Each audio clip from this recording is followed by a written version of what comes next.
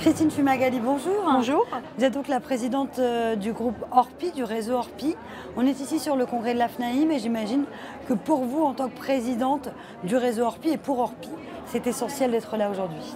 Évidemment, c'est le premier syndicat de la profession, donc on se doit bien sûr de participer à ce congrès avec des nouveautés qu'on a l'occasion de découvrir, revoir les différents partenaires, les différents fournisseurs, les confrères, et puis s'intéresser à ce qui se passe bien sûr dans la profession des agents immobiliers, c'est important. Comment se porte justement cette profession? On sait très bien que le marché immobilier est en bonne santé.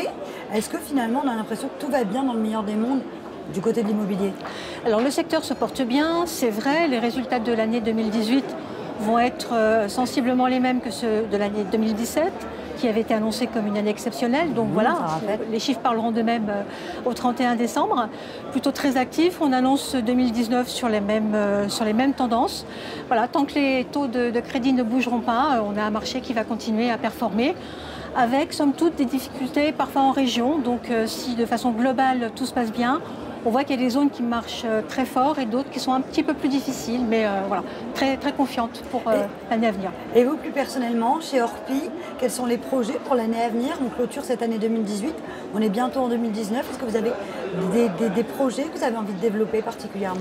Alors bien sûr, 2019, ça va être une année importante pour nous puisque nous lançons le déploiement de notre nouveau concept agence et de notre nouvelle identité de marque, donc à partir du 1er janvier. Alors c'est-à-dire, vous pouvez nous en dire un petit peu plus? Oui, bien sûr. Nous avons donc travaillé sur une plateforme de marque en 2018 pour redéfinir ce que Orpi voulait dire et comment on voulait positionner Orpi. Donc nous avons redéfini un logo, une identité visuelle, une nouvelle communication qui a démarré depuis le mois de septembre et un nouveau concept agence beaucoup plus épuré qui laisse passer la transparence. On veut que le consommateur nous voit. Donc les premières agences seront déployées au premier trimestre 2019 et nous terminons les 1200 points de vente en juin 2020. Vous parlez de plus de transparence, concrètement ça veut dire quoi?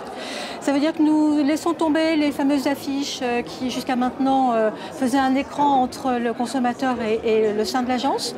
En fin de compte, on veut que le client qui, quand il vient nous voir, cherche à venir voir un professionnel, puisse apercevoir le professionnel depuis l'extérieur de la vitrine et être invité à rentrer chez nous avec un environnement très convivial, un peu comme à la maison. En fait, vous développez de plus en plus le côté humain qu'on a un peu perdu finalement, pas forcément dans l'immobilier, mais dans la vie en général.